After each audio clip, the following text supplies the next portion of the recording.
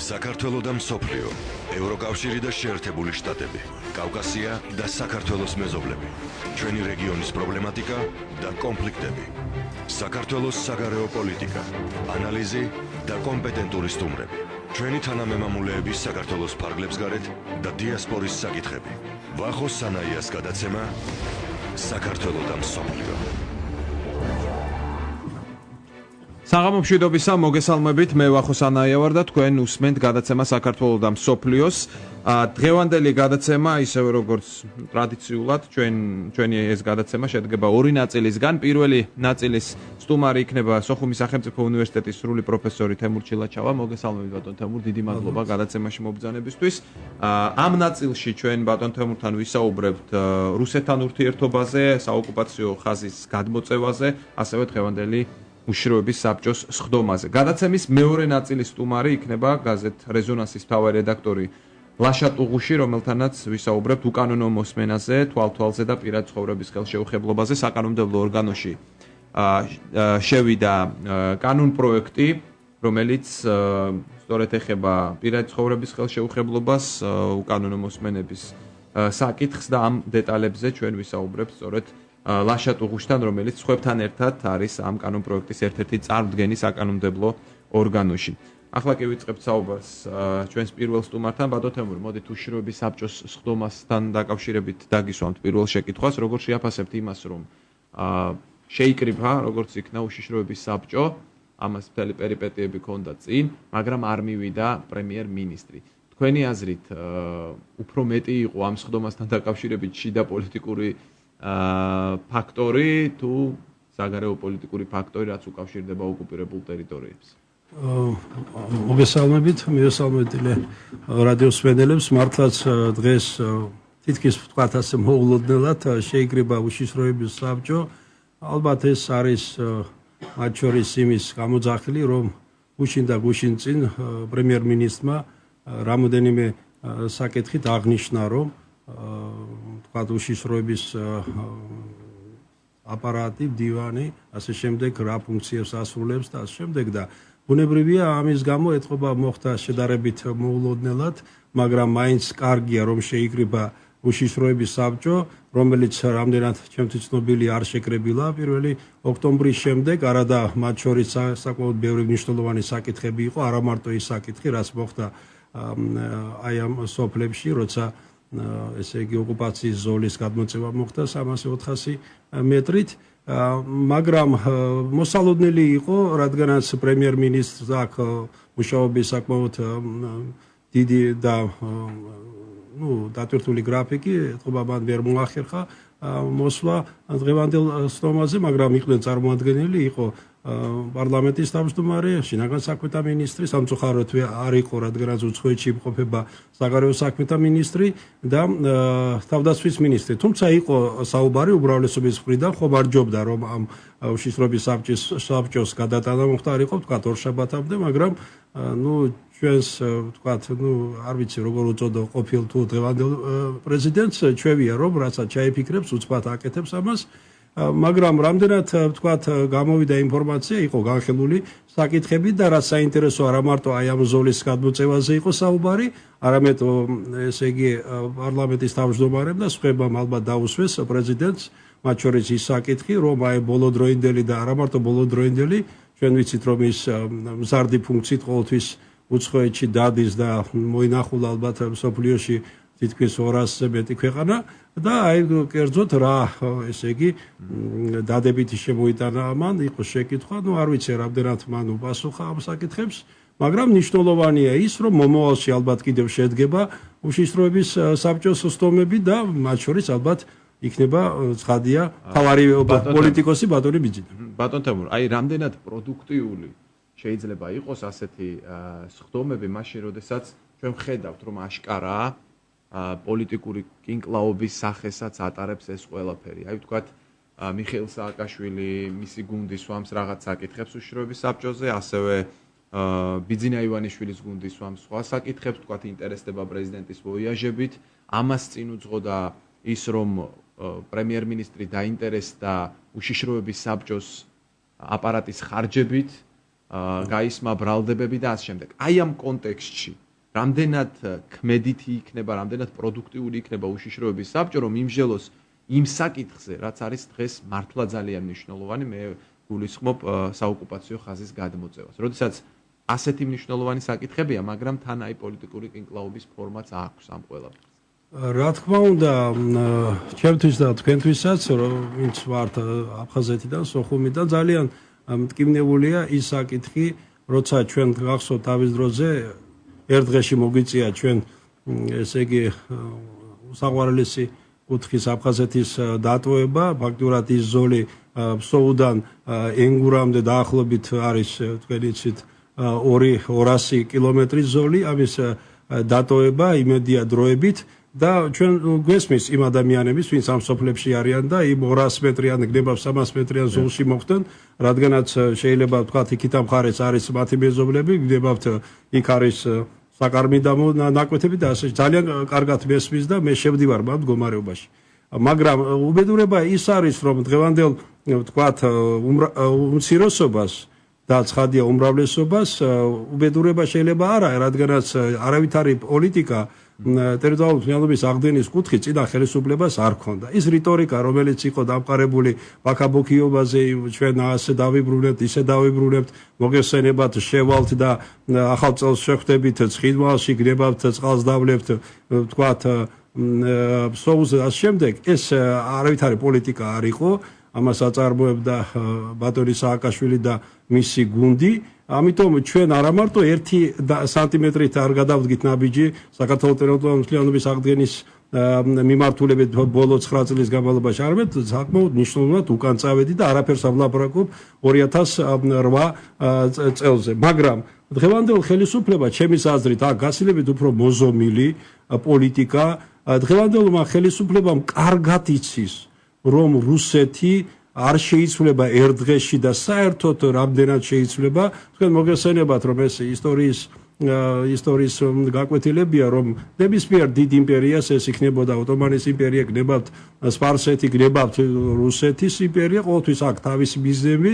ეს მიზანი ხშირ შემთხვევაში არის მეზობელი ქვეყნების და მიწების ცოცავი ანექსია, მაგრამ ფორმები იცვლება. ადრე თუ ეს იყო მართლაც ხიშტები და იყო ხმლებით, დღეს სხვადასხვა მეთოდებით მოდის, სხვადასხვა იმპერიები მოდის ძირითადად ეკონომიკური მომენტებით. ამიტომ მე მინდა გითხრათ, რომ სამწუხაროდ მე ვერ ხედავ ძალიან დიდ ესე იგი ვთქვათ, თვითონ ფაქტი შეხვედრი ცუდი არ არის, მაგრამ რადგანაც არის დიდად განსხვავდება და დღეს ჩვენ ვხედავთ, რომ ნაციონალური მოძრაობის მიერ ჩანერგილი და სოკოებით შექმნილი არასამთავრობო ორგანიზაციები, რომლებსაც ნაკლებად ახსოვდა საქართველოს პრობლემები 2008 წელს, გნებავ 9 წელს, 10-11-ში, როცა ქართველების არა მარტო ცხადია, ვთქვათ, სხვების ვთქვათ ინტერესები ირღვეოდა, არამედ ქართველების ინტერესები ირღვეოდა, ხმას არ იღებდნენ, დღეს ვთქვათ, ძალიან შეწუხებული არიან. რა თქმა უნდა, შეიძლება რაღაცა გაგებით გავიგოთ, რომ ვიღაცა არის შეწუხებული, რომლის ნათესავი მართლაც მოხდა იმ ზოლში, მაგრამ ფიქრობთ, რომ მაინც უფრო პროდუქტული იქნება, რომ თუ ნაციონალური მოძრაობა ერთი წუთით მაინც მიხვდება იმას, რომ მათ ასეთი მიდგომას, რომ პატარა რაღაცა შეცდომაზე გნებავთ, აქ მე შეცდომას დღევანდელ ხელისუფლების ვერ ხედავ, მაგრამ აი ვთქვათ, გამოყენება ამ სიტუაციის კიდევ საკითხავია სიტუაცია, საიდან მოდის, როგორ მოდის, თუმცა ბატონ კარასინმა დაადასტურა, რომ რუსეთის ეს არამედ გენერლის და გნებავთ კაპიტნის დონეზე გაკეთდა, არამედ ზემოდან მოდის, მაგრამ როგორ არის ეს კიდევ გასარკვევია და ამიტომ ფიქრობ, რომ კარგი იქნება თუ წინა ხელისუფლება, მათი ლიდერი ბატონი სააკაშვილი ნაკლებად ხელს შეუშლის დღევანდელ მთავრობას და რომელიც ვიმეორებ საკმაოდ წყნარი მოზომილი პოლიტიკით, ამავე დროს საუბრობს იმაზე, რომ ესე იგი საოკუპაციო ზოლის გადმოწევა მოხდა და ეს ძალიან ცუდია, მაგრამ ჩვენ ახლა ცოტა ისეთი სიტუაცია უნდა შევქმნათ, რომ ეს საერთაშორისო დონეზე გავიტანოთ, გნებავ ჟენევის ფორმატში, მაგრამ ვიყოთ ცოტა ესე იგი მოზომილი ჩვენ განცხადებებში. ბატონ თემურ, თქვენ რამდენჯერმე ახსენეთ, თქვათ მოზომილი განცხადებები, რიტორიკა გასაგებია აბსოლუტურად ეს მნიშვნელოვანია, მაგრამ ეს არ არის გადამწყვეტი როგორც წესი. რა თქმა უნდა. გადამწყვეტი არის ქმედებები, რასაც ორივე მხარე ნაბიჯებს გადადგამს, ხომ? აი სააკაშვილის ხელისუფლება გადაირჩია ხალხმა, ისინი აღარ არიან ახლა მთავრობაში, თქვათ ლაპარაკია იმაზე, რომ სააკაშვილის და მისი ხელისუფლების რიტორიკამ თქვათ რუსეთთან დაძაბა ურთიერთობა და შემდეგ. მაგრამ შეცვლილი რიტორიკის ფონზე მოხდა ის, რაც მოხდა ამ ქართულ სოფლებში ამ დღეების განმავლობაში. ანუ იყო თუ არა ერთგვარად იმედგაცრუება, სილის გაწნა იმ პოლიტიკისთვის, რასაც ივანიშვილი ატარებს რუსეთის მხრიდან. რა დაანახა რუსეთის ხელისუფლებამ ბიძინა ივანიშვილს იმით, რომ როდესაც მან შეცვალა რიტორიკა, მან დაიწყო მოლაპარაკებები რაღაც საკითხზე, მაგრამ საოკუპაციო ზოლი აი ესე დემონსტრაციულად იქნა გაფართოებული. რა მესიჯია ეს რუსეთის მხრიდან ბიძინა ივანიშვილისადმი? მე ვფიქრობ, რომ რუსეთის, რა თქმა უნდა, კრემლი კარგად ხედავს, რომ მართლაც რიტორიკა შეცვლილი არის. არა მარტო რიტორიკა, არამედ დაიწყო გარკვეულწილად კულტურული ხაზით, გნებავთ თქვათ, სავაჭრო ხაზით გარკვეული პირველი ნაბიჯები გადაიდგა. მაგრამ მე ვფიქრობ, ახლა კრემლი გარკვეულწილად ცდის დღევანდელ საქართველოს ხელისუფლებას, აი სანამდე შეიძლება ამ ხელისუფლებამ თქვათ გაუძლოს აი ესეთი მომენტებს და არ უპასუხოს, ესე იგი ძალიან ცუდი რიტორიკით წინა ხელისუფლების მსგავსად და თქვათ მაინც გააკეთოს მოზომილი განცხადებები. მე ვფიქრობ, რომ რა თქმა უნდა ეს რაც მოხდა გადმოწევა კარგად ესმის მათ შორის რუსეთს და ყველას, რომ ეს საერთაშორისო არც ერთ ჩარჩოში არ ჯდება. ბუნებრივია იმ ხელშეკრულებას, რომელიც სარკოზის 2008 წელს დაიდო და მით უმეტეს იმის დარღვევა არის ამავდროულად. კარგად ესმის რუსეთსაც, რომ დღევანდელი თქვათ ევროპა, გნებავთ ამერიკა ამას ძალიან ცუდად შეხვდება, მაგრამ ამას აკეთებს ვინიცობა გაუძლებს თუ არა დღევანდელი ხელისუფლება თქვა ზეწოლას. მე ვფიქრობ გაუძლებს ზეწოლას მისი მხრიდან, თავად რუსეთის მხრიდან, თუ აქ არის კიდევ ერთი ძალიან სერიოზული საშიშროება, საკუთარი მოსახლეობა საქართველოში, როგორ აღიქვამს ამ ყველაფერს. ბუნებრივი აღიქვამს ძალიან მტკივნეულად. იქ ადგილობრივი მოსახლეობა, რომელსაც ლამის სახელები ეზოებში გაულეს, მავთუხლართები და ასევე მთელი დანარჩენი საქართველო აღიქვამს ძალიან მტკივნეულად. იყო მთავრობისადმი მოწოდებები, რომ უფრო ქმედითი ნაბიჯები გადადგით. ის რომ საქმის კურსში ჩავაყენეთ ევროპელი პარტნიორები, ეს სულაც არ არის საკმარისი იმ ადამიანისთვის, ვისაც ეზო გაუყვეს მავთუხლართებით. ანუ ზეწოლა ერთი მხრივ რუსეთის მხრიდან და მეორე მხრივ უკმაყოფილება, რომელიც შეიძლება წარმოიშვას მოსახლეობაში. ამან საბოლოოდ რა შედეგი შეიძლება გამოიტანოს? რა თქმა უნდა, თქვენ სწორად შენიშნეთ, რომ შესაძლებელია ეს მათ შორის რუსეთის მხრიდანაც, არ ვიცი, ყოველ შემთხვევაში გათვლა ამაზეც ყოფილიყო, რომ მართლაც მოსახლეობის ნაწილი, რომელიც არა მარტო ამ ზოლში და არამედ ახლოს ამ რეგიონში და პრინციპში საქართველოს მასშტაბით, რა თქმა უნდა, ისედაც ჩვენ როცა 20% ტერიტორიის დაკარგული გვაქვს და კიდევ რაღაცა თუნდაც 200-300 მეტრის დაკარგვა ძალიან მტკივნეულად არის.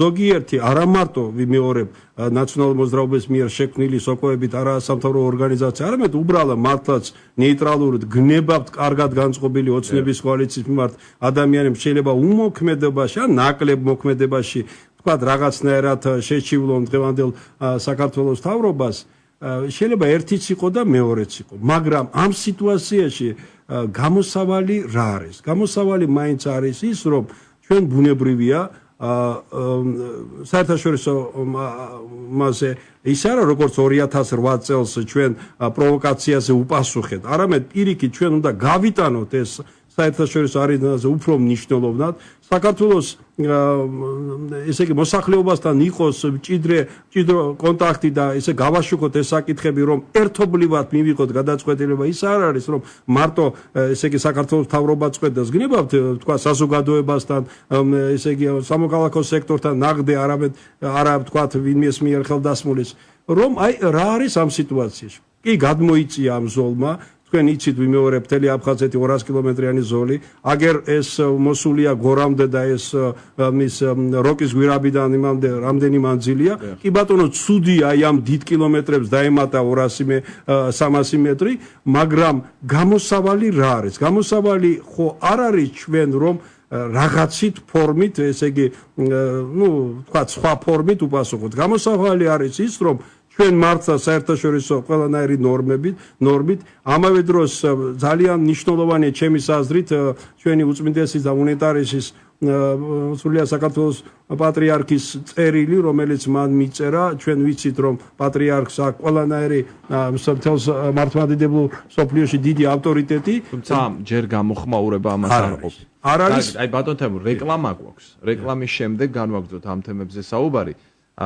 ჩემი შეკითხვა იქნება რეკლამის შემდეგ ის რომ ფიქრობთ თუ არა რომ შეიძლება ამ საოკუპაციო ხაზმა ისევ გადაიწიოს უკან და დაუბრუნდეს იმ პოზიციას რაც იყო ვიდრე გადმოწევა მოხდებოდა რეკლამის შემდეგ დავბრუნდებით ჩვენი სტუმარია თემურ ჩილაჩავა საქართველოს და მსოფლიო ვახოს სანაიასთან ერთად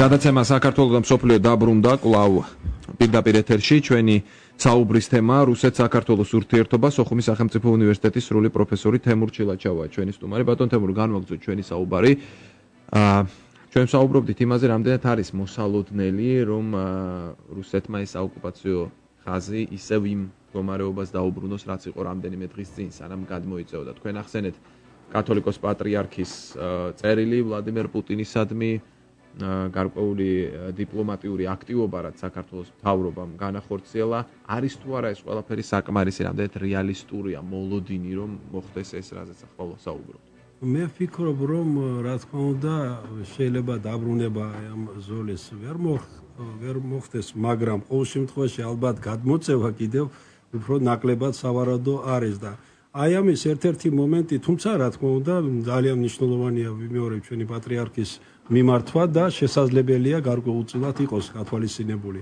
მაგრამ აი ჩვენ ვხედავთ რომ ესე იგი აფხაზეთის მონაკვეთი ფაქტურად რუსებმა უკვე კარგად აითვისეს იმ გაგებით რომ ფაქტურად ეს ენგურზე უკვე დგანან თვითონ რუსები მიმოსვლა გალის რაიონში ცოტა შედარებით გართულებული არის ყოველ შემთხვევაში პუნქტების რაოდენობა კი გაიზარდა მაგრამ კონტროლირდება ყველაფერი და შესაძლებელი ერთ-ერთი ვარიანტად აი ეს იყოს ვთქვათ მოტანილი რომ რადგანაც ბოლო დროს მეტნაკლებად კონტაქტები 10-ში 11-12-ში ქართველებს და ოსებს შორის ვთქვათ ნუ ასე თუ ისე იყო შეიძლება გარკვეულ ვთქვათ ძალებს მათ შორის ხადია მოსკოვში ეს ხადია ბუნებრივი არ აწყობთ ამიტომ ამ ზოლის გადმოწევა და იქ დაყენება ეგრეთ წოდებული ვთქვათ მესაზღვრეების მათ შორის ხელს ვთქვათ აი ადრე გახსოვთ რომ როცა რუსეთის იმპერია იპყრობდა ტერიტორიას იქ საზღვრებზე აყენებდა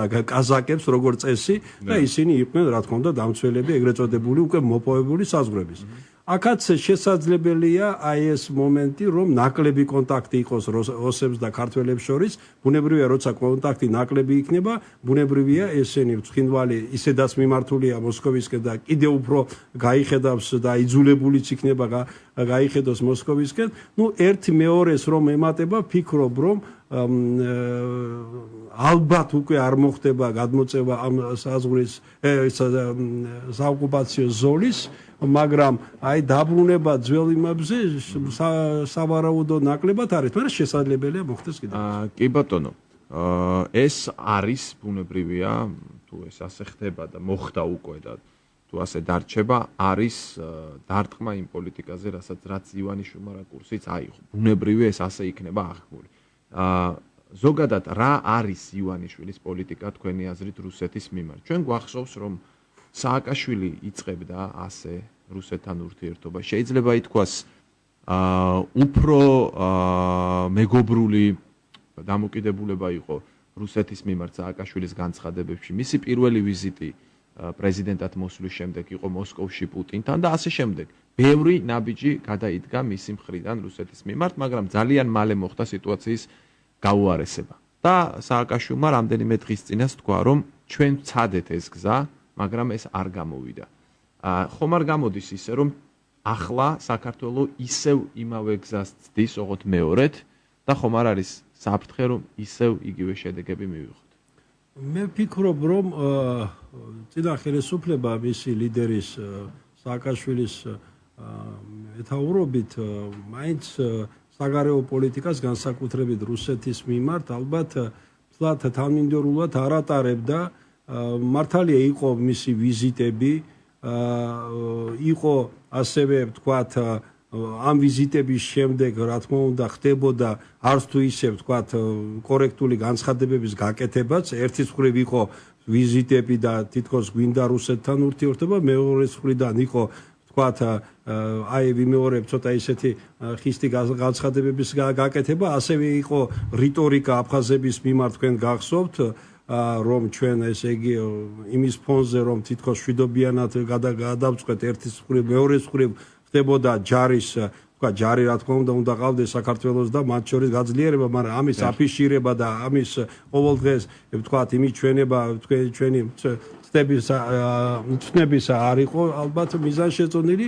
შემდეგ რა თქმა უნდა მოხდა ის 2006 წლის ესე იგი კოდორის ხეობაში თქვათ შემოსვლა და ერთ მეორეს რომ დაიმატა ბუნებრივია ვთქვათ რუსეთს ვიმეორებ ყოველთვის აქვს თავისი პოლიტიკა, რომელიც ვიმეორებ ხშირ შემთხვევაში არასოდეს არ დაემთხვევა ქართულ ეროვნულ ვთქვათ პოზიცია სახელმწიფოებრივი გაძლიერებისა, იმიტომ რომ ერთ მეორეს ეს ეწინააღმდეგება. ამიტომ მოხდა აი ამ პოზიციების არათანამიმდევრული და მერე წავიდა ეს გადაეზარდა ინფორმაციულ ომში, როცა ვთქვათ აქედან საქართველოს მართლაც საკმაოდ ვთქვათ ხისტ და ვთქვათ ხშირ შემთხვევაში სხვანაირ განცხადებებს აკეთებდა, ასევე მოსკოვი აკეთებდა ბუნებრივია ამის და ეს სიტუაცია ძალიან დაიძაბა. მე ვფიქრობ რომ მაგრამ ამის პარალელურად ხდებოდა ის რომ ეკონომიკური მომენტები ჩვენ ესე იგი ძალიან ბევრი ეკონომიკური ესე იგი ობიექტები გარკვეულწილად გნებად პირდაპირ მიყიდვით, გნებად ოფშორული ფირმებში დარეგისტრირებული ესე ქვეყნებში, რეგიონებში ფირმებით ფაქტურად რუსეთის ხელში აღმოჩნდა და ამიტომ მოსახლეობას რაღაცნაირად გაუჩნდა მაშინ აზრი, რომელიც დღემდე არის, რომ ხომ არ აწყობდა რუსეთს ვთქვათ ესეთი ალბათ ჩემის აზრით ყოველ შემთხვევაში სუსტი ხელისუფლება სააკაშვილის მეშვეობით, რომელმაც ფაქტურად ყველაფერი გააკეთა იმისათვის, რომ რუსეთის ინტერესები და რუსეთის გეოპოლიტიკა ვიმეორებ, რომელიც არის ვთქვათ კავკასიაში და არა მარტო კავკასიაში, ამ შემთხვევაში კავკასიაში თავის გავლენის გაძლიერებას ფაქტურად რეალურად ხელი შეუწყო. აი რა პერსპექტივა აქვს ივანიშვილის მთავრობას? აი თქვენ ახსენეთ, რომ არა თანმიმდევრული იყო მიხეილ სააკაშვილი და მისი მთავრობა რუსეთთან ურთიერთობაში, მაგრამ რა არის რუსეთთან ურთიერთობაში თანმიმდევრული პოლიტიკა, ან რა იქნება? გასაგებია საქართველოს მთავრობის პოზიცია და საქართველოს სახელმწიფოს პოზიცია. ის აცხადებს, რომ სურს ჩრდილოატლანტიკურ ალიანსში გაწევრიანება, სურს ევროკავშირში გაწევრიანება, ის არასდროს არ იტყვის უარს აფხაზეთსა და ცხინვალის რეგიონზე. და ეს ყველაფერი რაც ახლა მე ჩამოვთვალე, სრულად ეწინააღმდეგება რუსეთის პოლიტიკას. მაშინ სად არის შეხების წერტილები, როგორ შეიძლება მოგვარდეს პრობლემა, თუ კი ნატოში გაწევრიანება უნდა სახელმწიფოს. მან როგორ შეიძლება დაალაგოს ურთიერთობა რუსეთთან, რომელსაც 20% ოკუპირებული აქვს ამ ტერიტორიებს. ანუ შეხების წერტილი სად არის? რამდენად რეალისტურია ეს ყველაფერი, რომ განხორციელდეს პრაქტიკაში? მოგესალმებათ, რომ წინა ხელისუფლება რა თქმა უნდა საუბრობდა, რომ ჩვენ მივისწრაფეთ ნატოსკენ, ჩვენ უკვე თითქმის მისული ვარ, დაუკაკუნეთ კარებს და შემდეგ, მაგრამ რეალურად არც ერთი სერიოზული ნაბიჯი სასამართლოების განთავისუფლება, დემოკრატიის საკითხები, ეკონომიკის ეს არაფერი არ იყო გაკეთებული და ბუნებრივია ეს იყო მხოლოდ საუბარი ნატოსკენ სვლაზე და რეალურად ჩვენ უკუსვლას ვაკეთებდით დემოკრატიის თვალსაზრისით. მე ვფიქრობ, რომ დღევანდელი ხელისუფლება ყარად ცხადია ლაპარაკობს და არა მარტო ლაპარაკობს, მე ეჭვი არ მიპარება ამაში, რომ ჩვენთვის აფხაზეთის საკითხი, სამაჩაბლოს ანუ ცხინვალის საკითხი ეს საერთოდ არ დგას, რადგანაც ფაქტურად არც ერთი ხელისუფლება და ამ შემთხვევაში მით უმეტეს ერთი არასოდეს საქართველოს ტერიტორიული მთლიანობის დარღვევაზე, ესე იგი თანხმობას არასოდეს არ მისცემს. მეორეს მხრივ, რა თქმა უნდა, ჩვენ საუბრობთ, რომ ჩვენი ვექტორი არის ნატო, არის ევროპა და მოგესალმებათ სულ რუსეთი სულ აკეთებს განცხადებას და გუშინ თუ გუშინ წინ იყო მედვედევმა პრემიერ-მინისტრმა თქვა რომ ჩვენ რა თქმა უნდა ჩვენთვის მიუღებელია რომ ნატოს საზღვრები ჩვენსკენ მოდის ეს გასაგები არა მარტო აქეთ თქვა სამხრეთი და არამედ იქ საუბარია თქვა შვედეთი და ფინეთი შეიძლება კიდევ გახდეს ნატოს წევრები მაგრამ ბუნებრივია რომ აქ არის ზუსტად ის ამოცანა რომ პოლიტიკაში თქვა მოდის ისა შესაძლებელია მე არ ვიცი ყოველ შემთხვევაში რა არის ჩვენთვის თავარი მე ახლა დღეს პირდაპირ ვლაპარაკობ მიმაჩნია თუ მოხერხდება ისეთი სიტუაცია რომ ჩვენ უპირველეს ყოვლისა ტერიტორიულ მთლიანობას აღვადგენთ და მშვიდობიანი გზით რა თქმა უნდა და შევალთ ნატოში ეს ყველაზე საუკეთესო სიტუაცია მაგრამ როცა იქნება არჩევანი და შეიძლება ქართველმა ერმა ეს საკითხი მართალია იყო რეფერენდუმების სხვადასხვა საკითხებზე მაგრამ ჩვენთვის მაინც რა არის თავარი ჩვენთვის არის თავარი ალბათ ტერიტორიული მთლიანობის აღდგენა დემოკრატიული ძლიერი სახელმწიფოს შექმნა ინსტიტუტებით სასამართლოებით ძლიერი ეკონომიკით და შემდეგ და საზღვრები იყო ცხადია ფსოუდან წითელ ხიდამდე დანარჩენი ბუნებრივია რა თქმა უნდა აუცილებელია თანამშრომლობა მე რომ მკითხო მე უფრო ევროპის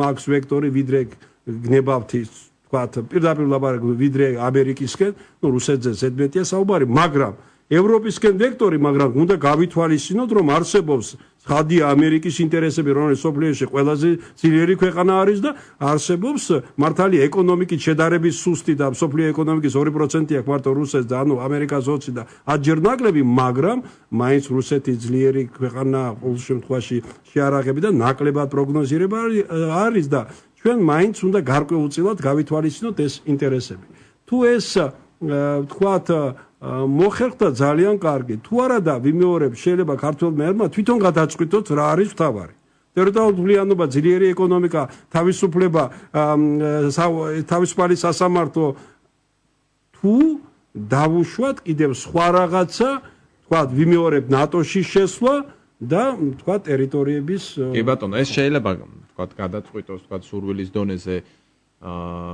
კონდეს ეს ყველაფერი მაგრამ მაშინ როდესაც ეს ტერიტორიები რომელიც არის ოკუპირებული და რუსეთმა აღიარა ის როგორც დამოუკიდებელ სახელმწიფოებს მართალია თვითონ და კიდე რამდენიმე ორმა სახელმწიფომ ასე ვთქვათ ცნო ეს ნიშნავს იმას რომ საქართველოს პრობლემა აქვს ძალიან სერიოზული ანუ არა თუ აღდგენაზე არის ლაპარაკი არამედ იმ საოკუპაციო ზოლსაც აფართოვებენ და საუბარი იყო ასევე ბიძინა ივანიშვილის მხრიდან თქვათ რაღაც კოსოვოს მოდელზე და ამ შემდეგ მას ოპონენტები ადანაშაულებენ იმაზე რომ თუნდაც ამ საოკუპაციო ხაზის გადმოწევა მოხდა იმის გამო რომ მან შეარბილა რიტორიკა ის დათმობებზე წავიდა რიტორიკის დონეზე თუნდაც ხომ არ ჩათვალა რუსეთმა ერთგვარად სისუსტედ ბიძინა ივანიშვილის მთავრობისა ის განცხადებები რასაც ის აკეთებს და ზუსტად ამის გამო დაიწყო კიდევ უფრო აგრესიული მოქმედებები იმ სფეროშიც კი სადაც საუბარია სავაჭრო კულტურულ ურთიერთობებს თუნდაც ვაჭრობაზე ხა რეკლამის დროსაც საუბრობდით რომ ონიშენკომ გააკეთა პირდაპირ თქვა ცინიკური განცხადებები ბორჯომთან ღვინოსთან დაკავშირებით იმ ღვინოსთან დაკავშირებით რომელიც ევროპის ბაზრებზე იყიდება მან დაიწუნა მაშინ როცა ჩვენ ვიცით რომ მაინც და მაინც დიდი ხარისხით რუსულ ბაზარზე არ გამოირჩევა ხოლმე პროდუქცია და იქ ხშირად არის რომ მოხდება ისეთი პროდუქცია რომელიც არ შეესაბამება ევროპულ სტანდარტებს საერთოდ ანუ შეგვიძლია ვთქვათ რომ ეს ონიშენკოს განცხადებებიც იყო პოლიტიკური განცხადებები ანუ დასათმობი ერთი მხრივ საქართველოს აღარაფერი აღარ აქვს შეუძლია რიტორიკაში არბილოს მაგრამ შედეგს კვლავ იღებს საპირისპიროს ხომ არ ფიქრობთ რომ რაღაც ახალია მოსაფიქრებელი რუსეთთან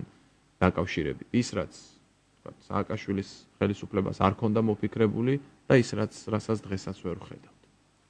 რა თქმა უნდა, მაგრამ მე მინდა კიდევ ვთქვა ის რომ შესაძლებელია დღესაც არის რუსეთში ის ძალები, პოლიტიკური ძალები და საკმაოდ სერიოზული, რომლებსაც აწყობდა სხვათა შორის თუნდაც ნაციონალური მოძრაობის ხელისუფლება საქართველოში, რადგანაც ფაქტიურად ჩემის აზრით ის ხელისუფლება, წინა ხელისუფლება საქართველოს თქვათ განვითარებას ხელს არ უწყობდა, ხელს უშლიდა და ასე შემდეგ და ასუსტებდა ქვეყანას.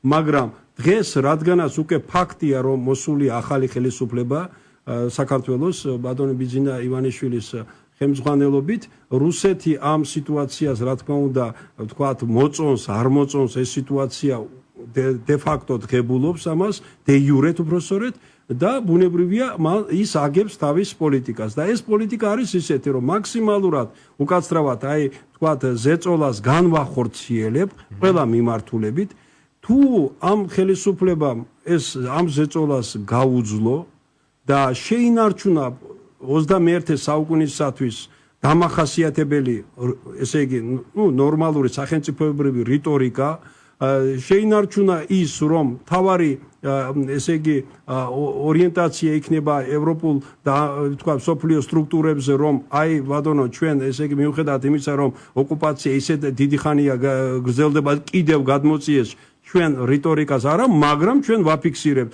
რომ ჩვენ ამას არ შევეგუებით, ყველანაირ ფორმატში, მიმოვიდეთ, მათ შორის ჟენევას და სხვა ფორმატში ამას დავაყენებ და რა თქმა უნდა, თუ ამის შემდეგ და მე ნაკლებად სავარაუდოდ მიმაჩნია, რომ კიდევ გაგრძელდა ეს ცოცავი ანექსია, ну მაშინ ესე იგი მაშინ მთლიანად თელსოფლიოს უნდა მიმართოთ, რომ მთლიანად საქართველოს ოკუპაცია ხდება და მაშინ ერი და ბერი ალბათ რაღაცნაირად ერთად დავდგება. დასაგებია ბატონ თემურ, საუბარია იმაზე, საუბარია ბიძინა ივანიშვილის და ვლადიმერ პუტინის შესაძლო შეხვედრაზე, დასახელდა ადგილიც და დროც, ეს არის სოჭის ოლიმპიადა 2014 წელი.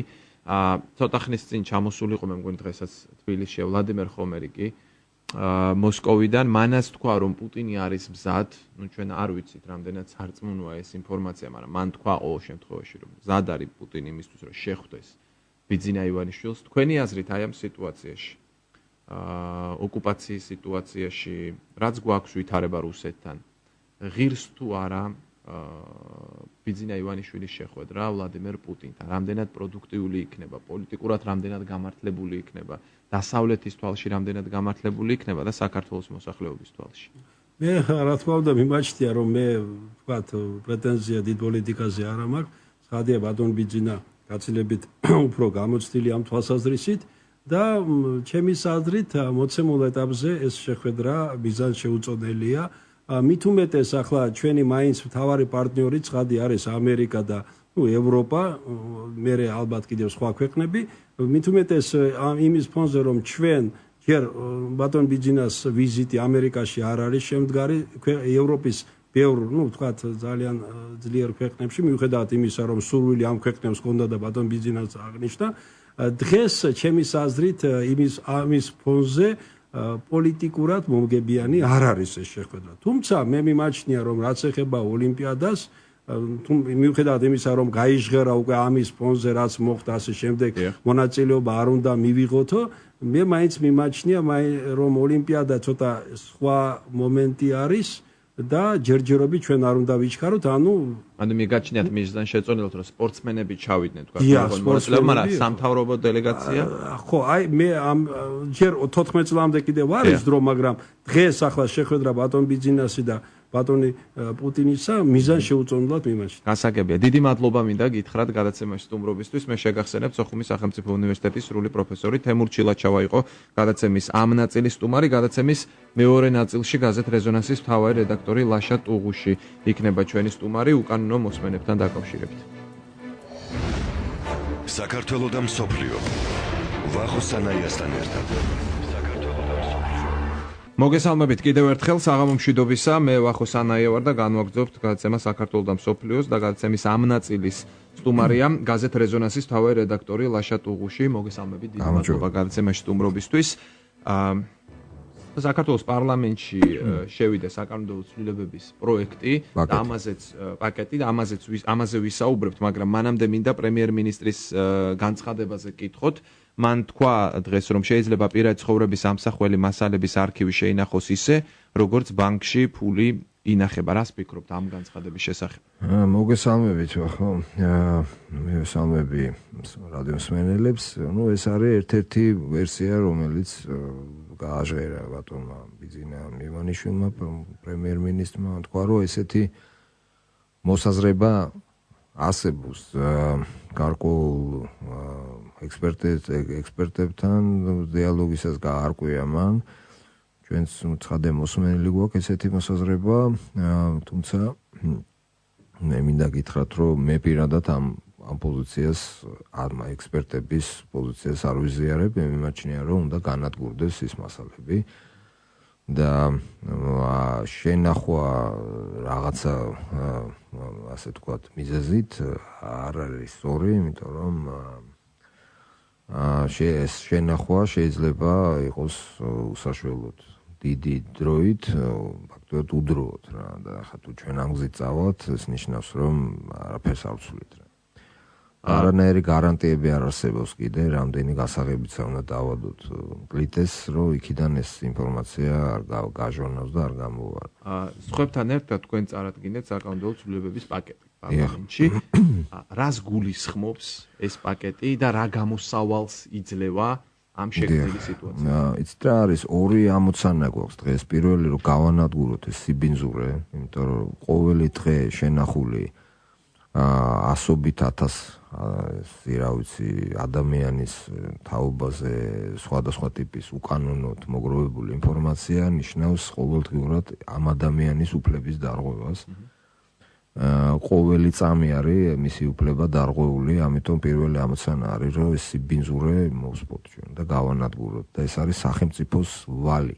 სახელმწიფოს ვალი არის, გასაგებია ისიც, რომ ვიღაცები გამოამჟღავნონ, დაიჭირონ ვინც არის დამნაშავე, მაგრამ მე ვფიქრობ, რომ მეორე სიკეთე არანაკლები და უფრო დიდი მნიშვნელობის არის, რომ ამდენი დაზარალებული ადამიანი არ უნდა ხანგრძლივად და განგრძობითად იყოს დაზარალებული და მის სულში ფათური უნდა დამთავრდეს. ეს არის ჩემთვის ძალიან პრინციპული საკითხი და ამიტომ ეს არის ამოცანა, რომელიც უნდა გადაწყდეს და გადაიდგას ნაბიჯი ამ მიმართ. მეორე მექანიზმებით მექანიზმი არის ის, რომ არის საზოგადოების ძალიან დიდი ნაწილი, რომელსაც მიაჩნია, რომ დაუყოვნებლივ განადგურდეს ეს მასალები. მე მესმის ხა იურიდიული ლოგიკა, ერთი ლოგიკაც არის და მეორე ლოგიკაც იურიდიული ლოგიკა არის, არც ერთი არ არის უსაფუძვლო იურიდიული ლოგიკის თვალსაზრისით. თუ აკლია რამე ლოგიკა იურიდიული ან ამის გამოსწორება თუ არის ნება პოლიტიკური მარტივად შეიძლება თუ რაიმე საჭიროა ხარვეზია სამართლებრივი რაღაცა აგერ არის პარლამენტი და მე ვიყოთ პოლიტიკური და ძალიან სწრაფი დაჩქარებული ტემპით რაღაცა შესწორება შევიტანოთ კიდევ სხვა თუ ამაზე აქვს საუბარი და ეხლა ერთი ვიღაცის დასაჭერად გავიმეტოთ, დაჭერის გამო გავიმეტოთ ამდენი ადამიანი, ხო, და ნაღზე იჯდეს და მორალური პრობლემები ქონდეს და რეალურად ეხლა ნუ მოდით ნუ ვიტყვით, რომ ეს არაფერს არ ნიშნავს რა. ეხლა ვიღაცისთვის არაფერია, რომ მის სულში ხელებს აფათურებს ვიღაცა, ხო? ზოგჯერ ნორმალური და ზოგჯერ არანორმალური ადამიანი, ხო? ეს მე მგონი ესე არ არის, ხო? აქედან გამომდინარე ეს არის ამოცანა და უნდა გადაჭრათ ეს ამოცანა. ეს ერთი. ახლა მეორე საკითხი, უნდა შევქმნათ გარანტიები, რომ ხვალ იგივეს არ გაიმეორებს სხვა. იმიტომ რომ სახელმწიფო გასაგებია არის სახელმწიფო, მაგრამ ყველა ნორმალურ სახელმწიფოში არსებობს კონტროლის მექანიზმები. ჩვენი კანონმდებლობა არ არის, ასე თქვათ, კარგი ამ თვალსაზრისით. ჩვენ კანონმდებლობაში არის ძალიან ბევრი ხარვეზი, რაცაც გადასარევად იყენებდნენ წინა პერიოდში. აქედან გამომდინარე ჩვენ გადავწყვიტეთ, რომ საჭიროა ცვლილებები იქნეს შეტანილი, მომზადდა პაკეტი 5 კანონში ცვლილებები და შევიტანეთ პარლამენტში. ნუ ამის გარდა კიდევ ვთხოვთ პარლამენტს, რომ შექმნან დროებითი კომისია საპარლამენტო და დებულებაც კი ასე ვთქვათ მომზადდა, დიდი კონსულტაციები გავიარეთ ამ დებულებასთან დაკავშირებით. იურიდიულ კომიტეტზე გავაკეთეთ პრეზენტაცია ჩვენი კანონ პროექტებისა და ასევე აი კომისიის თაობაზე თუ რატომ უნდა შეიქმნას, რა უნდა იყოს პროდუქტი. ძალიან მნიშვნელოვანია, რომ ჩვენ გავაცნობიეროთ რას არანორმალურ სიტუაციასთან, რას სისტემურ სამართლებრივ პოლიტიკურ პრობლემასთან და შეიძლება კი არ პირდაპირ თქვა დანაშაულთან ქონდა საქმე. იმისათვის რომ ხვალ არ მოხდეს ეს იგივე და ეს უნდა გააკეთოს პირველ რიგში პარლამენტო. პარლამენტი არის საჯარო დაწესებულ ორგანო, სადაც ღიად მსჯელობენ საკითხებზე და უნდა დაიდოს პოლიტიკური ხასიათის დასკვნა. და ეს ჩემთვის მაგალითად მე პირდაპირ ვამბობ, რომ ერთი ფეხით ვარ ჩვენ ისევ საბჭოთა კავშირში ვართ რა. როდესაც მაღალჩინოსანი შინაგან საქმეთა სამინისტროს მეუბნება, რომ არსებული სისტემით 25,000 კაცს შეიძლება არალეგალურად ერთდროულად უსმინო. ახლა ყველა იქ 25,000 კაცი კი არ უსმენს 25,000 კაცს, არამედ 25,000 კაცის ლაპარაკი იწერება კომპიუტერში და როცა მე დაგჭირდება რომელიღაც ადამიანს და იმას მოусმენ, ეხლა ეს არ არის ნორმალური ვითარება. ხო თან ეს ხდებოდა სასამართლოს გვერდისავლით ზოგიერთ შემთხვევაში სასამართლოს პოსტფაქტუმ თხოვდნენ და მიიღებდნენ ამ გადაწყვეტილებებს, ან და სასამართლოს მერე არეუბნებოდნენ რა მოაყოლეს ხელს, იმიტომ რომ უსმენდნენ ყველაფერს ერთ ადამიანს, რომელიც თქვათ სწორია რომ უსმენენ სიტყვაზე თუ არის დანაშაულში შემჩნეული, იქვე უსმენდნენ სხვებსაც, რომელიც არავითარ კავშირს თუ ეს ამ ადამიანს ვიღაცასთან ჰქონდა, მაშინ როდესაც ასეთი რამე დაუშვებელია ნორმალურ ქვეყნებში, იქ ის ჩაიჭრება ხოლმე და თუ შემთხვევით ჩაიწერეს მომენტალურად ჩვენი კანონი ამ შემთხვევაში პირდაპირ ამბობს, რომ უნდა განადგურდეს და უნდა შეატყობინა. ერთი ფაქტი არ არსებობს ესეთი, რომ გაანადგურეს, შედგა აქტი და შეატყობინეს შემდეგ თქვათ იუსტიციის მინისტრს. არაფერს ვამბობ, რომ არ წერი არაფერი, რომ უნდა შეატყობინონ მოსამართლეს, შეატყობინონ ამ პირს თუ არ დამტკიცდა მისი დანაშაული, რომ კონდეს საშუალება გაასაჭიროს. წერია რომ გააქვს საშუალება, მაგრამ არ ეუბნებიან რომ გვისმენდნენ. ეს ყველაფერი შემხებლობაში იყო თუ არა მობილურ კომპანიებთან? რა თქმა უნდა, ეს შემხებლობაშია მობილურ კომპანიებთან, ეს არის ერთი ცალკე დიდი საქმე ჩემი აზრით, რომელიც არის გასარკვევი, იმიტომ რომ მობილური კომპანიები აღმოჩნდნენ ძალიან ცუდ დღეში. და აი ამ კონფერენციებზე რომელიც ჩვენ მოვაწყოთ ესწრებოდნენ ისინი არ ლაპარაკობენ, მოდიან უსმენენ, იმიტომ რომ პრობლემაა, მაგრამ ვერ ლაპარაკობენ. თუმცა ხა არაოფიციალურად რაღაცებს ამბობენ, რომ არსებობს რაღაც შავი ყუთები, 1000 უბედურება, რომელიც მეშვეობითაც ხდებოდა ადამიანების მოსმენა უკანონოდ, მე ვამბობ უკანონოდ, აქ ლაპარაკი არ არის დამნაშავეებზე, აქ ლაპარაკია ძალიან დიდ წრეზე ადამიანს, რომელიც ვიღაცას არ მოწონდა რა. დაწყებული სასულიერო პირები და მედიის წარმომადგენლები და რა ვიცი რა პროფესორები თუ აკადემიკური წრეების წარმომადგენლები და არა მარტო უსმენდნენ. ახო უსმენდნენ, უთვალთვალებდნენ, იწერდნენ, ინტერნეტში ტეხავდნენ თქვენს მეილებს, ვის რას წერთ. ტელევიზორებიდან იყო არის ახლა ეს ტექნოლოგიებიც ხო იგივე კომპიუტერია, ხო ზოგიერთი სისტემაში ტელევიზორი კომპიუტერია, ხო ეს არ არის ჩვეულებრივი ტელევიზორი. ანუ კომპიუტერი ნიშნავს რომ მას შეუძლია როგორც მოგიტანოს ინფორმაცია, ესე წაიღოს შენგან ინფორმაცია. აი როგორც არის თქვენი ლეპტოპი, როცა თქვენ თქვათ ლეპტოპში გააქვთ კამერა გაკეთებული და შეგიძლიათ ადამიანს ელაპარაკოთ, ხო ამ კამერის მეშვეობით. ზუსტად იგივე პრინციპია, სხვა პრინციპი კი არ არის, ახლა მილიონი საქმეა, ხო? ამიტომ ეს არის სერიოზული თემა. გასაგებია რომ ჩვენ უნდა გავერკვეთ რაში საცხოვრობდით, როგორ ცხოვრობდით, გასაგებია რომ გამოძიება დაწყებულია და ალბათ უნდა მივიდეს ბოლომდე, მაგრამ ახლა აქ არის ბევრი სიკეთე რა, რომელიც საკმაოდ სერიოზული არ ჭირდება ამას 5 მილიონი ფაილის, ასე თქვა, შენახვა განუსაზღვრელი დროით. დიდი დრო ქონდათ, რომ გარკვეული იყვნენ დაესრულებინათ ეს ყველაფერი და ნუ უნდა დამთავრდეს ეს. აი ბაშა ძალიან საინტერესოა. კანონებზე ბრძანეთ. კი, აი კანონებს დაუბრუნდებით. ძალიან საინტერესოა ერთი საკითხი. ირაკლი ღარიბაშვილმა მან ჩემს გადაცემაში, სატელევიზიო გადაცემაში თქვა, რომ როცა ის მივიდა შინაგან საქმეთა სამინისტროში, მას ერთი ჩემოდანი მარტო მის შესახებ დახვდა ჩანაწერები, ხო? ანუ უზარმაზარ რაოდენობაზე ლაპარაკობდა ის. ძალიან საინტერესოა ერთი ფაქტი და მან თქვა, რომ ეს ხდებოდა წინა ხელისუფლების პირობებში.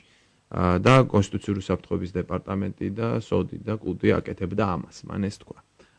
ძალიან საინტერესო არის ეს მასალები რატომ დარჩა გარდამავალ პერიოდში შინაგან საქმეთა სამინისტროში. რატომ არ მოხდა ამ მასალების წაღება იმ ადამიანების მიმართ, ვინც ეს გადაიღო და ვინც ამას ხელმძღვანელობდა. რატომ დატოვეს და ხომ არ არის აქ მეორე მომენტი. თავრობის გადაბარების პროცესის შემდეგ ხომ არ მიიტანა ვინმე ეს მასალები შინაგან საქმეთა სამინისტროში. ვერ გეტყვით, იცით, ეს არის თემა, რომელიც ალბათ სწორედ საპარლამენტო კომისიამ უნდა გამოიკვლიოს, დროებითმა კომისიამ და გაარკვიოს ეს სად რა წავიდა, ცხადია დაყრდნობით გამოძიებაზე. იმიტომ რომ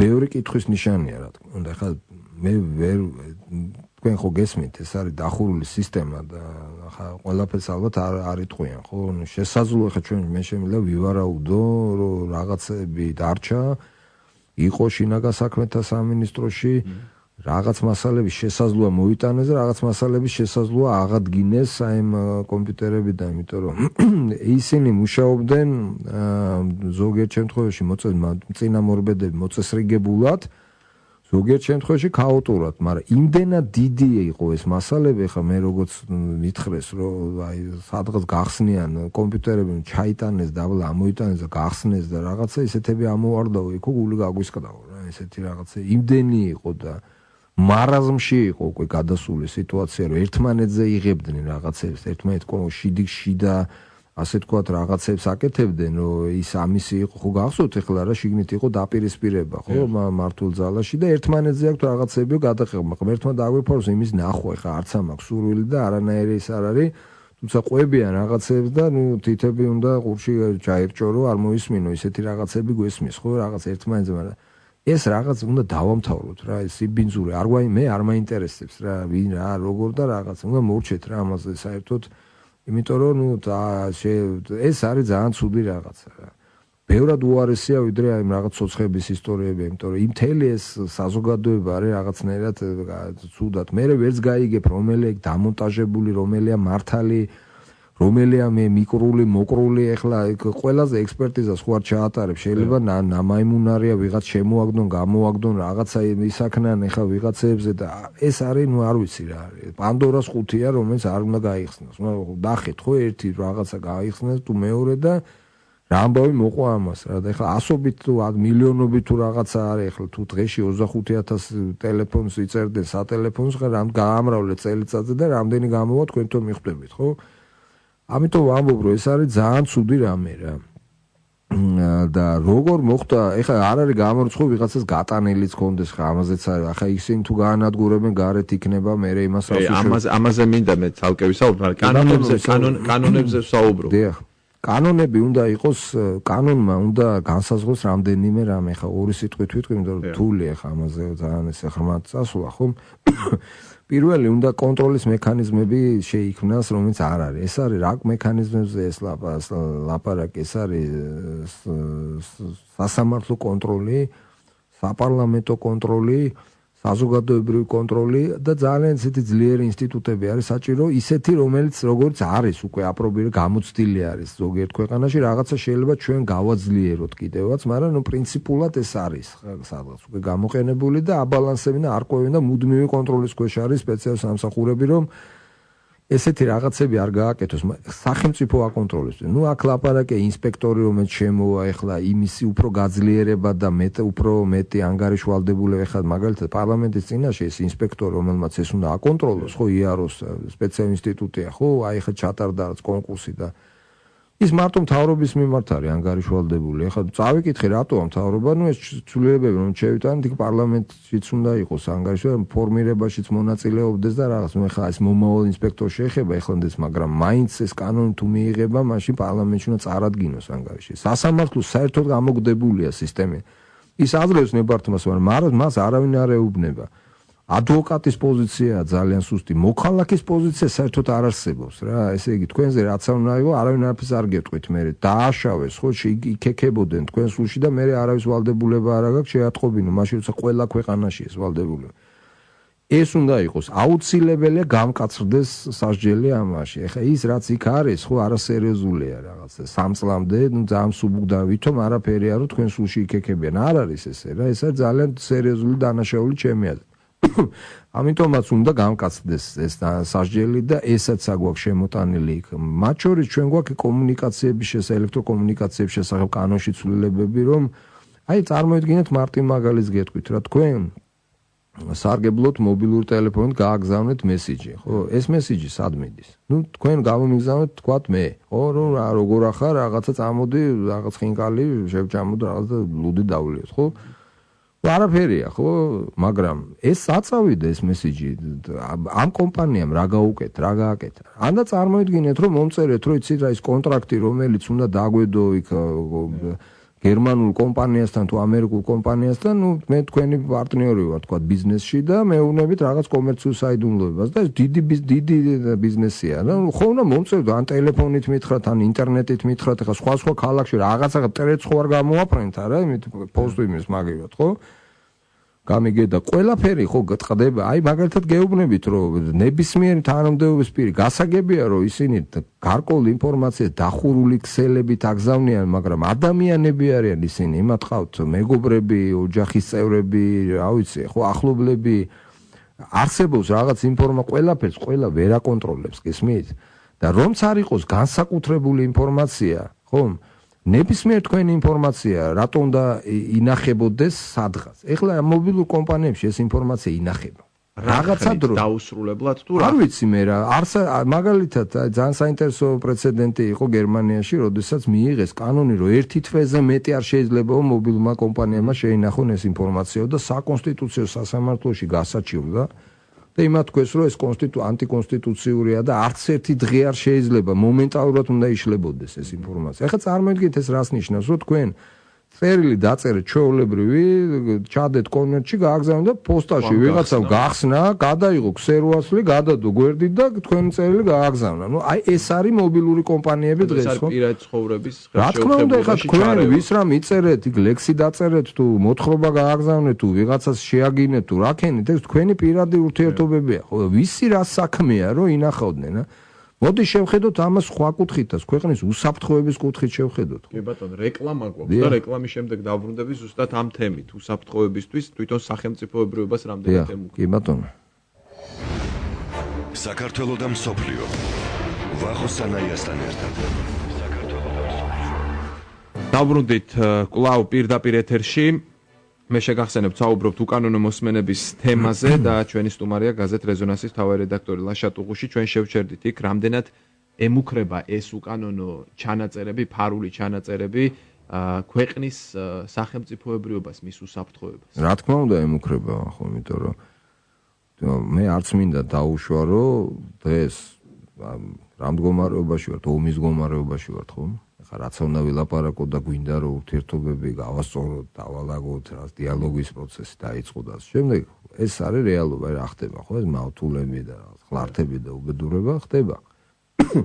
და წარმოიდგინეთ, რომ ვართ ამ სიტუაციაში და შენმა მოწინააღმდეგემ და ნუ რა ვიცი, ქვია, ესა ტერია თუ რაც არის, ჩაიგდო რა ეს მთელ შენს ელიტებზე ფაქტობრივად არის წვდომა. რას ნიშნავს იცით, ახლა მე კი არ ვამბობ, რომ თვითყვევისეც უთვათოდ ყველა ამორალურია და ისე, მაგრამ ნებისმიერ ადამიანს აქვს თავისი სუსტი მხარე. გასაგები ხა ძლიერი ადამიანები ერევიან ამას. ნუ ახლა ეს სუსტი მხარე არის ბევრნაირი, ხა თვითონ მის მარტო თვითონ ხო არ არის, არა, მას ყავს რა ვიცი, ხა ვიღაც მეგობარი ყავს, რომელიც რაღაცა ან დაყავს, ძმა ყავს, ოჯახია, ხო, მეგობრებია, ნათესავებია, რაღაცა წარსულში ხდებოდა, რომელიც წარსულია, მაგრამ აღარ არის, ხო, მის ვიღაც გარემოცვიდან, ხო, ამ ფული აქვს სადღაც, ბიზნესი აქვს, რომელიც მოწყვლად შეიძლება რაღაცა იქ შეცდომა დაუშვა, ანუ რა ვიცი, ხა მილიონი რამე, ხა იდეალური ადამიანები არ არსებობს, ძალიან ძლიერი ადამიანები არსებობენ, რომლებიც ყველაფერს გადადებენ და წავლენ რისკზეც და იმას, მაგრამ ესეთი ხო ცოტაა. აქედან გამომდინარე, მე დაიწყება რა, ვიღაცა მოინდომებს და გახლართავს კომბინაციას და გამოიყენებს, ხო, ეს ხო შეიძლება კონკრეტული პიროვნების წინააღმდეგ შანტაჟისთვის, ან იმისთვის, ან ამისთვის გამოიყენოს და თუ შენი მტერია, ხო, ის ხო ამას გააკეთებს, ან და ანალიზ გააკეთებს, ვის რა სუსტი მხარე აქვს, კატასტროფაა რა. აი თუ ვინმე ეს გააკეთა, ნუ არ ვიცი, ხლა ეს არის დიდი ღალატი რა ქვეყნისა, თუ ეს მიცა ამ გაყიდან, რა ვიცი, ისაქნა, მაგრამ ამიტომ არის ძალიან ამიტომ არის ხო, რა თქმა უნდა, მე არ მჯერა რომ ეს ნებისმიერი გასაღები წყდება, იცით.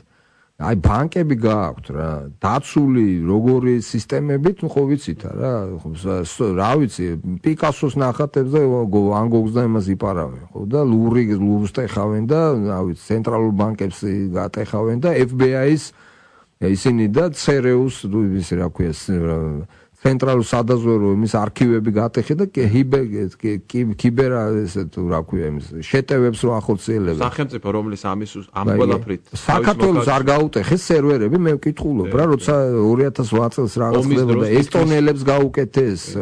რა ვიცი 1000 ტერორისტული რაღაც ამას ქვია ხო? ომის დროს ძალიან ბევრი რაღაც გატყდა კიბერშეტევის დროს. ხო და კიბერი თუ რაღაც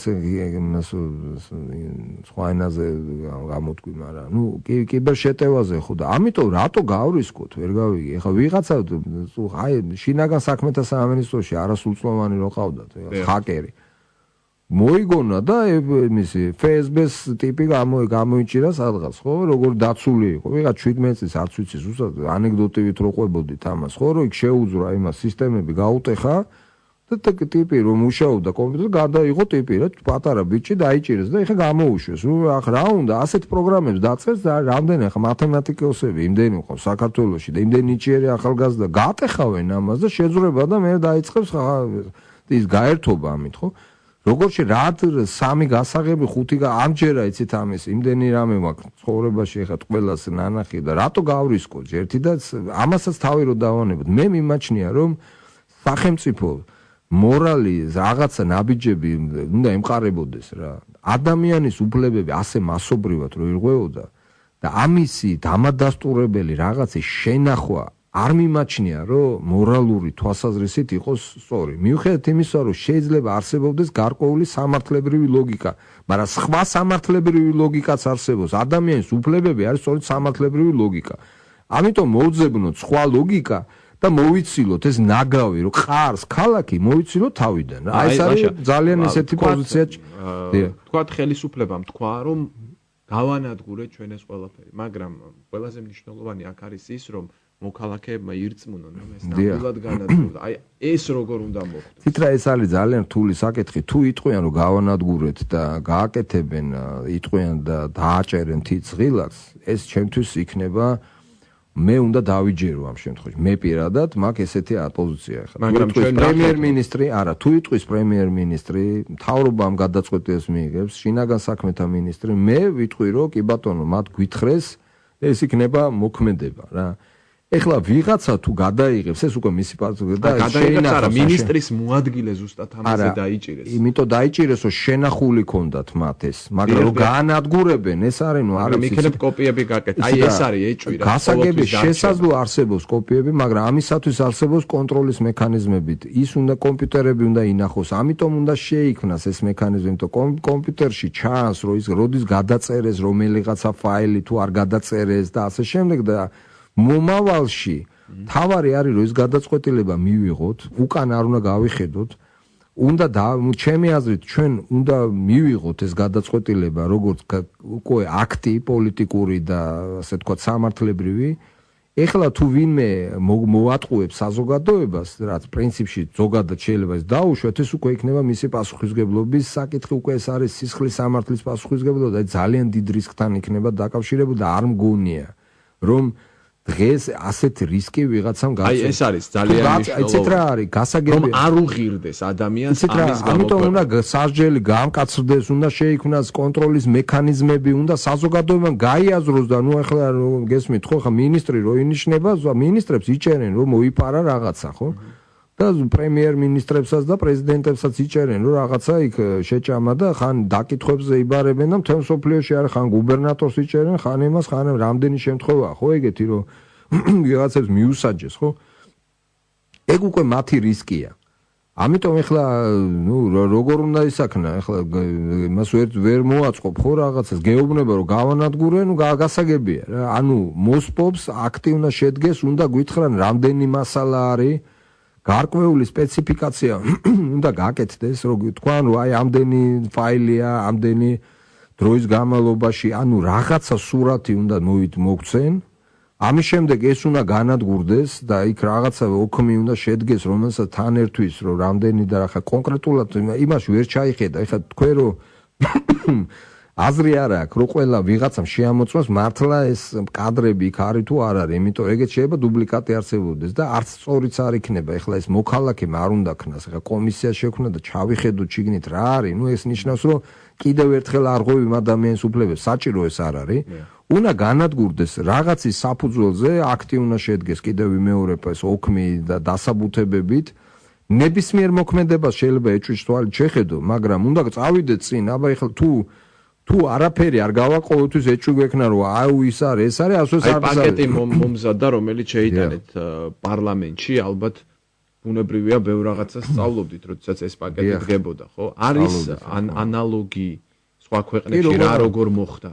კი როგორ არა, ეხლა მსგავსი ინციდენტები მოხდა სხვა ქვეყანაში, ეხლა მოსმენების გამო ამერიკაში პრეზიდენტი წავიდა, გახსოვთ ხო ნიქსონის ეს უოტერგეიტი, ეს იყო ცნობილი ფაქტი. ეხლა ბოლო პერიოდში მაგალითად ძალიან საინტერესოა ნორვეგიაში იყო დიდი სკანდალი, როდესაც მემარცხენე ასე თქვა ძალებს უსმენდნენ და მათ გაიგეს და მე შეიქმნა ატყდა დიდი ამბავი და შეიქმნა სპეციალური თუ არ ვთქვი ლურის თუ ლუნის ზუსტად ამას ზღვარი კალბატონი მოსამართლე იყო პარლამენტმა შექმნა კომისია იყო სხვა პრინციპით იქ იყვნენ იურისტები, მაგრამ არა დეპუტატები და დადეს მთელი ანალიზი, აი რასაც ახლა ჩვენ თავად უბრალოდ ჩვენი კანონმდებლობა არ უშვებს იმას, რომ პარლამენტმა შექმნას საპარლამენტო კომისია, შეიძლება ორი ტიპის კომისია შექმნას, საგამოძიებო და ჩვეულებრივი, მაგრამ არც ერთში არ შეიძლება კომისიის წევრი იყოს არა დეპუტატი, ნუ ესეთია ჩვენი კანონმდებლობა. ახლა იქ სხვანაირი კანონმდებლობა არის სხვა ქვეყნების სხვანაირად არის, რომ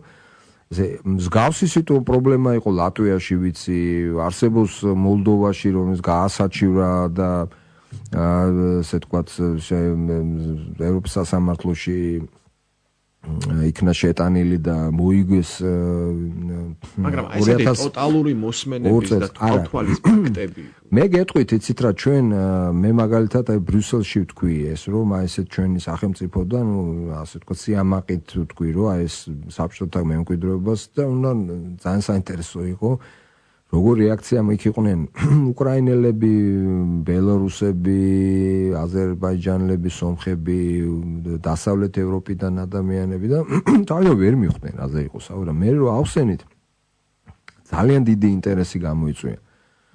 იმიტომ რომ მსგავსი პრობლემები იქაც არის. ეს საბჭოთა სისტემას ახასიათებს, ეს ყველგან ტოტალიტარული სისტემა რაც იყო, ეს გარდამავალ სიტუაციებში ეს პრობლემები შეიქმნა. ბულგარეთშიც იყო რაღაცა პრობლემა, ამ ქვეყნებში იყო და მარტო აქ არ იყო, სხვაგანაც არის. ახლა შტაზის მაგალითია ძალიან საინტერესო გერმანიაში ახლა 90-იან წლებში ეს მთელი არქივები. იქ არის ძალიან ბევრი საინტერესო სიტუაციები, თანამედროვე სიტუაციებია. ბრიტანეთში ახლა რაღაც დიდი სკანდალი ამასთან დაკავშირებით, მოსმენებთან დაკავშირებით, გაიხსენეთ ხო, ეს მედიებს ეხება, იმას ეხება. ეს არის თანამედროვე. ჩვენ ამით ვამბობთ, რომ გვინდა გავხდეთ თანამედროვე ქვეყანა. ეს არის ჩვენი დიდი პლუსი, თუ ჩვენ ეს პრობლემა დავძლიეთ, ყოველ შემთხვევაში ნაბიჯნახე შეიძლება 5 წუთში ყველაფერს ვერ გაარკვევ, მაგრამ თუ ეს თქვით და წავედით კონკურენტული პოლიტიკური გარემოს მიმართულებით, ეს ძალიან დიდი პოლიტიკური ნაბიჯი იქნება წინ. სხვა შორის ძალიან სერიოზული რეკომენდაციები დადო ჰამერბერგმა, როცა მან მოისმინა ეს პრობლემა, ძალიან დაინტერესდა, ძალიან კარგად ჩაერთო და შეთავაზა რაღაც იდეები, მათ შორის ერთ-ერთი საინტერესო იყო ეს იდეა, თუმცა ადრე სხვებმაც თქვეს, თქვათ შორის იგივე ბატონმა ზვიად ქორიძემ თქვა ამნისტიასთან დაკავშირებით ვადიდ იგივე პოზიცია აქვს მინისტრ შინაგან საქმე და ძალიან საინტერესოა რომ ეს ანუ ვის დააბრუნებს აი თქვენ რაცა თქვით ხო იმათ მოეხსნებათ ეს პასუხისგებლობა აძლევენ რაღაცა დროს შანს რომ გამოამჟღავნოს რა ვიღაცა სახში და ვიცით რომ ვიღაცებს ნაწილ ხა მთლიანად ამ თელ არქივს ვერ წაიღებდნენ იმიტომ რომ არა მარტო თბილისში ხდებოდა, სხვა ქალაქებში ხდებოდა, სხვადასხვა უწყებებში ხდებოდა, ეხლა არ მგონია, რომ ახლა მაგალითად ბატონმა ირაკლი ალასანიამ გადაცა შინაგან საქმეთა სამინისტრო პირველი რაც ნახა ეს არქივები გაგიჟდა რომ მთელი სამხედრო დაზვერვა იმის მაგალითად რომ მტერზე რაღაცები ემუშავათ, მუშაობდნენ ამ პოლიტიკურ ოპონენტებზე და რაღაც მარა ისე თქვა რომ ისეთი რამეებიაო გული გაგვისკდაო რა და მოვიცილეთ თავიდან რომ გადავეცეთ შინაგან საქმეთა სამინისტრო. ახლა წარმოიდგინეთ, რომ სამხედრო უწყება სახელმწიფო ფულს ხარჯავდნენ რაღაცა და იმის მაგერად ამ ომის და უბედურების პირობებში ესენი აკეთებდნენ რას, რომ ეს ფული ჩვენი ისედაც გატყავებული ქვეყანა შიერი, ხო? ეს ხალხი რაღაცა მარაზში იყო გადავარდნილი და იმის მაგერად რომ რაღაც საქმე ეკეთებინათ, აი ამას აკეთებდნენ რა. ის არქივებიც იქ არის, ძალიან საშინელი რაღაცა რაოდენობა ეხლა რაც კი უწყება მე მგონი ყველა ამას აკეთებს. ეხლა არ ვამბობ ეხლა კიდე იქაც ითქვა რომ ვიღაცებს თურმე ქონიათ კიდე ტექნიკა, მაგრამ ასეთი დიდი მასშტაბით ვერ იმას იზამენ. ეხლა კანონებს რატო აქვს იცით მნიშვნელობა?